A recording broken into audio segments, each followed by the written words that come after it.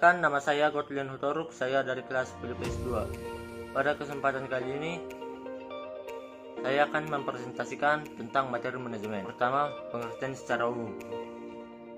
Pengertian manajemen secara umum yaitu manajemen adalah suatu proses perencanaan, pengorganisasian, pengawasan, dan kepemimpinan terhadap suatu organisasi. Yang kedua yaitu pengertian manajemen menurut para ahli.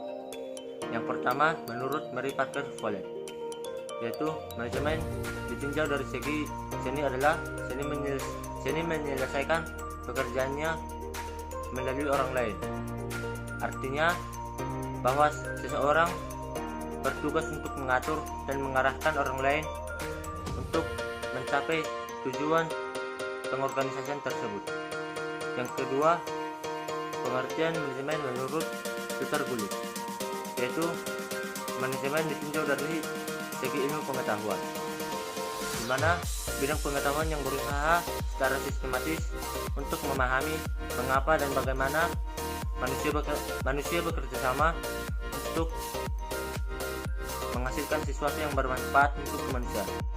Dan yang ketiga, pengertian manajemen menurut James A. X. Turner, yaitu ditinjau dari segi proses adalah perencanaan, pengorganisasian, kepemimpinan, dan pengawasan kegiatan anggota serta tujuan penggunaan organisasi yang sudah ditentukan.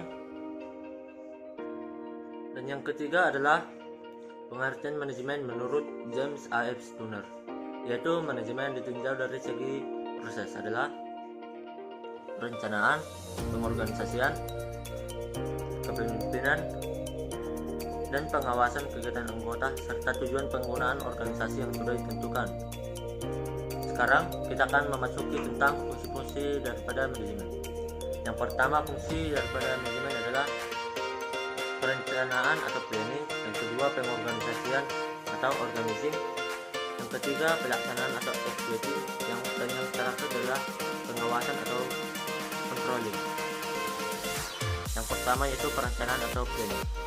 Perencanaan merupakan proses dasar manajemen untuk menentukan tujuan dan langkah-langkah yang harus dilakukan mencapai tujuan. Pertanyaan mendasar yang ada dalam perencanaan adalah yang biasa disebut dengan 5W tambah 1H, yaitu what, why, where, when, who, dan how. Perencanaan juga dapat dibagi menjadi 3 bagian, yaitu jenjang atas atau top level, jenjang menengah atau middle level, dan jenjang bawah atau low level. Perencanaan juga memiliki persyaratan, yaitu memiliki tujuan yang jelas, bersifat sederhana sehingga tidak sulit dilaksanakannya, bersifat fleksibel sesuai perkembangan, memiliki keseimbangan antara tujuan setiap bagian dan tujuan akhir perusahaan, serta memiliki kesan bahwa segala sesuatu itu telah tersedia serta dapat digunakan secara efektif dan berdaya guna. Dan yang terakhir yaitu manfaat perencanaan. Perencanaan memiliki manfaat yaitu membuat pelaksana tugas menjadi tepat dan kegiatan tiap unit organisasi menuju arah yang sama, mengantisipasi kesalahan-kesalahan yang mungkin terjadi dan memudahkan pelaksanaan pengawasan. Sekarang kita akan memasuki daripada fungsi manajemen yang kedua, yaitu pengorganisasian atau organizing. Pengorganisasian adalah proses pengelompokan orang-orang, alat-alat, tugas, tanggung jawab, dan wewenang sehingga tercipta kesatuan dalam rangka mencapai tujuan. Dalam pengorganisasian terdapat beberapa bagian, yaitu unsur organisasi, manfaat daripada organisasi, fungsi pengorganisasian, dan bentuk daripada organisasi. Yang pertama yaitu unsur organisasi. Dalam organisasi terdapat beberapa unsur, yaitu sekelompok manusia yang diarahkan untuk bekerja sama melakukan kegiatan yang telah ditetapkan, dan kegiatan yang diarahkan untuk mencapai tujuan. Yang kedua yaitu manfaat daripada pengorganisasian. Pengorganisasian memiliki beberapa manfaat, yaitu memungkinkan pembagian tugas sesuai dengan keadaan perusahaan, menciptakan spesialisasi dalam melaksanakan tugas, dan membantu anggota mengetahui tugas yang harus dikerjakan untuk mencapai tujuan. Yang ketiga yaitu fungsi pengorganisasian. Pengorganisasian memiliki beberapa fungsi, yaitu mendelegasi wewenang dari manajemen puncak kepada manajemen pelaksana, membuat pembagian tugas yang jelas, dan mengkoordinasi seluruh kegiatan. Dan yang terakhir yaitu bentuk pengorganisasian. Ada beberapa bentuk organisasi yang lazim digunakan oleh perusahaan yaitu satu, organisasi garis, organisasi fungsional, dan organisasi garis dan staf. Yang ketiga yaitu fungsi manajemen yang ketiga yaitu pelaksanaan atau executing. Pelaksanaan adalah fungsi manajemen yang menggerakkan orang-orang agar bekerja sesuai dengan tujuan yang ditetapkan. Pelaksanaan merupakan fungsi manajemen yang paling penting karena berhubungan dengan sumber daya manusia. Ada 3 hal dalam pelaksanaan pemimpin yang dikenal secara umum, yaitu yang pertama otoriter, yaitu gaya kepemimpinan di mana pemimpin tidak melibatkan bawahan dalam mengambil keputusan. Yang kedua demokratis, yaitu gaya kepemimpinan di mana pemimpin mengakomodasi pendapat bawahan dalam mengambil keputusan. Dan yang terakhir yaitu bebas, yaitu gaya kepemimpinan di mana pemimpin menyerahkan proses pengambilan keputusan kepada bawahan. Dan yang terakhir adalah fungsi daripada manajemen, yaitu pengawasan atau controlling. Pengawasan merupakan tugas untuk mengoreksi kesalahan yang terjadi demi tercapainya tujuan organisasi.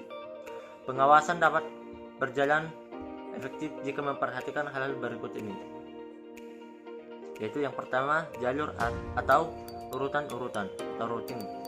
Agar pengawasan efektif dan efisien, seorang manajer harus dapat menetapkan jalur atau cara untuk mengetahui di mana kesalahan sering terjadi. Yang kedua yaitu penetapan waktu atau scheduling. Seorang manajer harus dapat menetapkan kapan pengawasan dilakukan. Pengawasan yang terjadwal terkadang kurang efisien. Pengawasan yang dilakukan secara mendadak ada kalanya lebih berguna dibandingkan pengawasan yang terjadwal. Yang ketiga yaitu perintah atau pelaksanaan dispatching. Dispatching merupakan prinsip pengawasan berupa perintah pelaksanaan terhadap suatu pekerjaan dengan tujuan agar pekerjaan tersebut dapat selesai tepat pada waktunya. Dan yang terakhir yaitu tindak lanjut atau follow up. Jika kesalahan telah ditemukan, maka pemimpin harus mencari jalan keluar atas kesalahan itu. Pemimpin harus dapat memberikan petunjuk kepada bawahan agar kesalahan yang tidak sama tidak terulang. Sekarang kita akan memasuki daripada manajemen. Manajemen memiliki 5 unsur, yaitu unsur yang pertama manusia atau man, yang kedua uang atau money, yang ketiga bahan atau materials, yang keempat yaitu mesin atau machines, yang terakhir adalah metode atau methods. Manusia adalah hal yang paling penting dalam pelaksanaan manajemen, karena manusia adalah penentu keberhasilan dan kegagalan suatu organisasi perusahaan. Yang kedua yaitu uang atau money. Uang sangat diperlukan dalam menjalankan usaha organisasi. Tanpa uang tidak mungkin kita memperoleh bahan dan mesin. Yang ketiga bahan atau materials. Bahan diperlukan dalam menciptakan produk, misalnya produksi padi dan jagung. Bibit, pupuk, dan pestisida merupakan bahan produksi. Yang keempat yaitu mesin atau machines, yaitu produksi modern memerlukan penggunaan mesin. Mesin lebih efisien dan ekonomis. Namun di negara-negara miskin dengan banyaknya penduduk, penggunaan mesin kurang direkomendasikan dalam produksi barang dan jasa. Alasan utama adalah di negara-negara itu tenaga kerja lebih murah.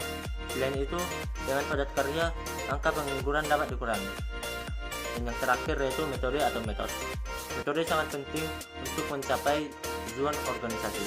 Metode mengacu pada teknologi atau teknik produksi. Dan yang terakhir yaitu bidang-bidang manajemen. Bidang-bidang manajemen terbagi atas 5 bagian, yaitu manajemen produksi, manajemen pemasaran, manajemen keuangan, manajemen personalia, dan yang terakhir manajemen administrasi. Yang pertama yaitu manajemen produksi. Manajemen produksi adalah rangkaian kegiatan yang terencana dan terkendali dalam rangka mengubah input menjadi output dan melakukan evaluasi terhadap output melalui umpan balik. Dari pengertian ini terdapat dua hal penting yang mendapat perhatian dalam manajemen produksi, yaitu perancangan sistem produksi dan pengendalian sistem produksi. Yang pertama yaitu perancangan sistem produksi. Ketika merancang sistem produksi, manajemen harus mempertimbangkan rancangan produk atau jasa, volume produksi, proses produksi, lokasi, dan tata letak, serta rancangan pekerjaan. Bidang-bidang manajemen terbagi atas 5 bagian, yaitu yang pertama yaitu manajemen produksi. Manajemen produksi adalah rangkaian kegiatan yang terencana dan terkendali dalam rangka mengubah input menjadi output. Bidang yang kedua yaitu manajemen pemasaran. Manajemen pemasaran adalah kegiatan pengaturan secara optimal dari fungsi pemasaran agar kegiatan pertukaran atau penyampaian barang dari produsen kepada konsumen dapat berjalan dengan lancar dan memuaskan. Bidang ketiga daripada manajemen yaitu manajemen keuangan. Manajemen keuangan adalah manajemen yang berhubungan dengan langkah untuk mendapatkan dana yang dibutuhkan dan bagaimana penggunaannya dalam rangka mencapai tujuan. Bidang manajemen yang keempat adalah manajemen personalia. Manajemen personalia adalah perencanaan, pengorganisasian, pengarahan, dan pengendalian atas penggunaan tenaga kerja, pengembangan, kompensasi, integrasi, pemeliharaan, dan pemutusan hubungan kerja atau PHK dengan sumber daya manusia untuk mencapai sasaran perseorangan. Dan yang terakhir daripada bidang manajemen adalah manajemen administrasi. Manajemen administrasi memberi perhatian pada pemberian layanan di bidang administrasi, penggunaan alat yang efektif, dan kemudahan pada bidang lain. Untuk itu perlu diperhatikan hal-hal berikut. Yang pertama, administrasi kegiatan, pemakaian alat-alat perkantoran, dan yang terakhir pemeliharaan. Sekian daripada presentasi saya. Terima kasih. Horas.